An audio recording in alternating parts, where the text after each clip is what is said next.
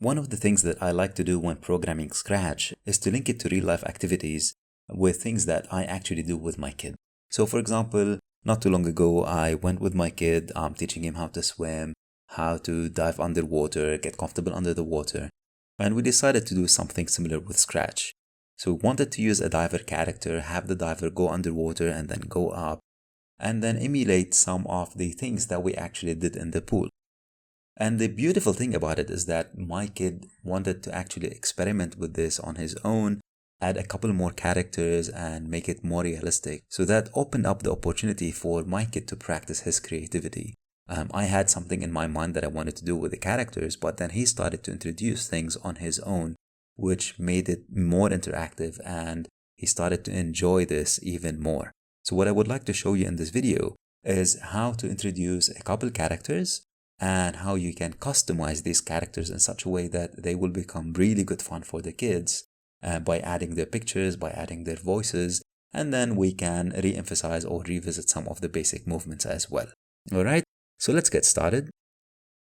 I'm going to start with a new project and I'm going to remove the cat character here, and instead I want to add a diver character.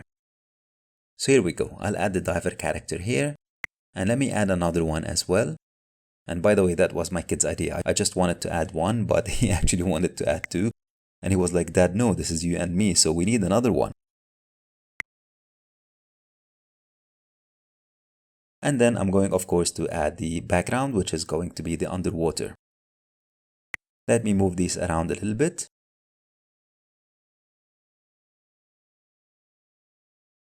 And let's start by programming the first character.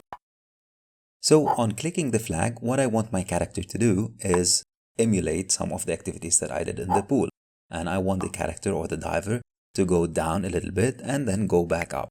How much do I want my diver to go down? Let's look at the grid, and that will help me decide on the number of squares that I want the diver to go down. So let's say I'm going to go 12. Let's try that.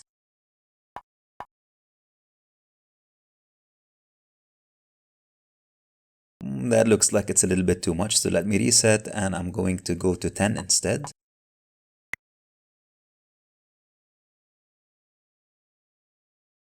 Yeah, that looks about right. And then after that, I'm going to go back up another 10.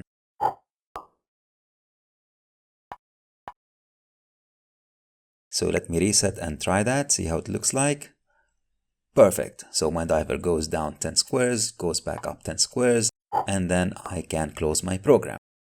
And I can do the exact same thing with the other diver as well.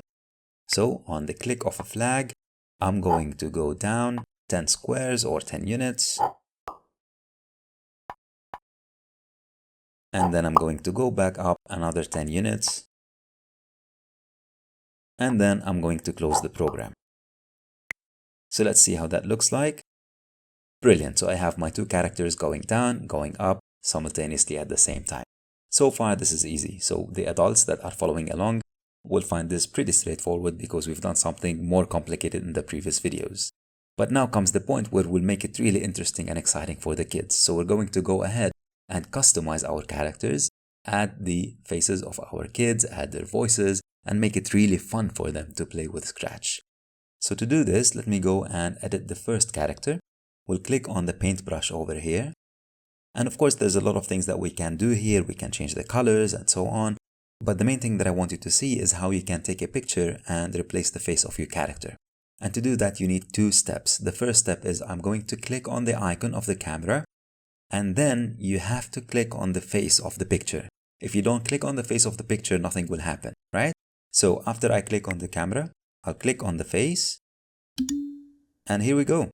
Look at that. Now I'm pointing my camera on my ceiling, obviously, so you cannot really see my face here, but you get the idea, right? Once you're happy with the picture, you can accept it, and now you have your face or the face of your kid and the character, and that makes it really fun for the kids to see this, especially when it's animated and it's moving up and down. The other thing that you can do is that you can also add voice to your characters. So for example, when I was playing this with my kid, he wanted to imitate underwater voices, and he went something like blah blah blah blah blah blah, right? So it makes it really fun. So to do this, what you can do is go to the speaker icon, the green one here, click on the microphone, and then click on the recording button.